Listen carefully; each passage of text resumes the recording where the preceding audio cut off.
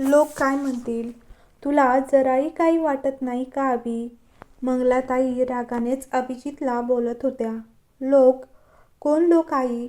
लोकांपेक्षा जास्त तू महत्वाची आहेस मला. तुला काय वाटतं ते जास्त महत्वाचं आहे माझ्यासाठी. अगं लोकांनी नाही वाढवलं मला. तू स्वतःचा जीव जाळून मला लहानाचं मोठं केलंस. मी आज जो काही आहे फक्त आणि फक्त तुझ्यामुळे, लोकांमुळे नाही.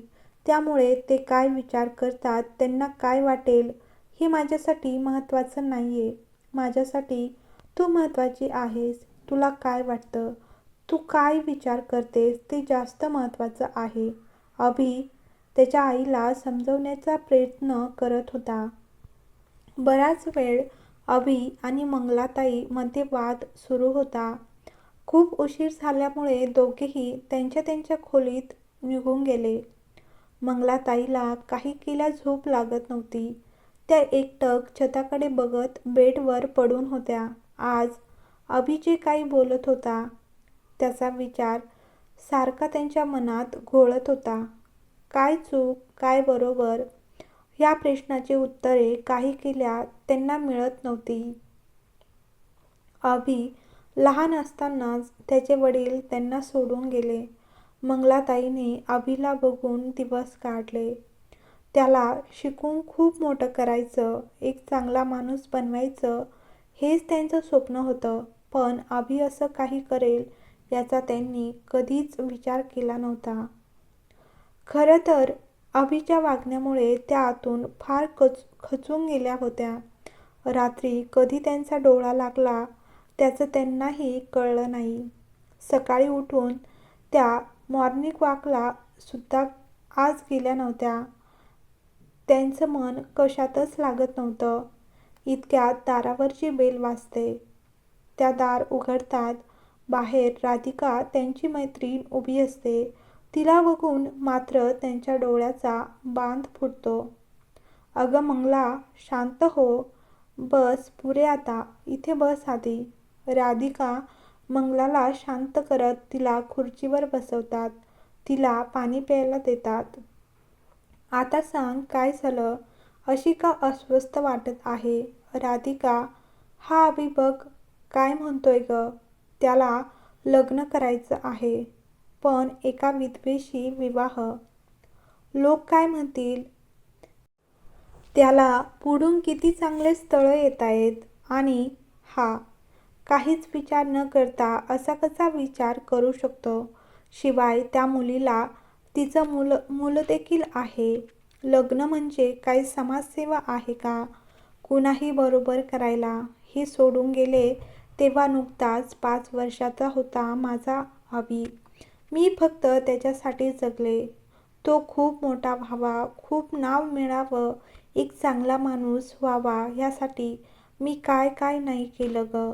आणि हा मंगला आता राधिकाजवळ घळाघळा मनातलं सगळं बोलत होती. तिच्या आसवांनाही गळायला वाट मोकळी झाली होती. मंगळाचं सगळं बोलणं राधिका शांतपणे ऐकून घेत होती. मंगला थोडी शांत झाल्यावर राधिका बोलू लागली. मंगला, तू जरा शांत हो आधी. आणि काय ग, तूच म्हणतेस ना अभिने एक चांगला माणूस व्हावं. अगं मग तो एक चांगला व्यक्ती आहे म्हणूनच तर त्याने हा निर्णय घेतलाय. हे सगळे तुझे संस्कार आहे. इतरांची काळजी घेणं, स्वतः आधी दुसऱ्याचा विचार करणं हे सगळं तुझ्याचकडून त्याला मिळालंय ना. आणि मला तर यात काहीच चुकीचं वाटत नाही. अगं आपण देखील ह्या सगळ्या गोष्टी पुस्तकात वाचल्या होत्या. मोठमोठ्या लोकांनी यासाठी उचललेली पावले हे सगळं वाचून तेव्हा फार अभिमान वाटायचा ना आपल्याला. एक स्त्री म्हणून दुसऱ्या स्त्रीच्या भावना आपण समजू शकलो पाहिजे. आणि मंगला तू सुद्धा अभिला वाढवताना किती खस्ता खाल्ल्यास ग. तुझं दुःख अभिने पाहिलंय. तुझं एकटेपण त्याने देखील भोगलंय ग. ह्या सगळ्यांची त्याला खूप जास्त जाणीव आहे.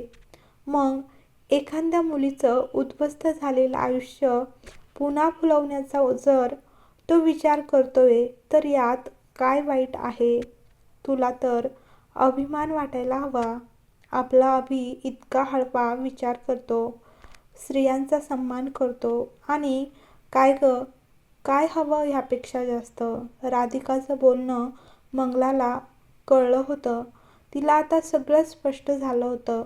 थोड्या वेळात अभि उठून बाहेर आला. अभिला बघून मंगला उठून त्याच्यापुढे उभी राहिली आणि म्हणाली, अभि, बाळा, कधी रे इतका मोठा झालास? तुझ्या निर्णयाचा मला फार अभिमान वाटतोय. आता मंगलाताईंना लोक काय म्हणतील ह्यापेक्षा माझ्या मुलाचा आनंद कशात याचा जास्त महत्त्व वाटत होतं. तर तुम्हाला ही छोटीशी कथा आवडली असेल तर लाईक करा, शेअर करा आणि चॅनलवर नवीन असेल तर चॅनलला नक्की सबस्क्राईब करा.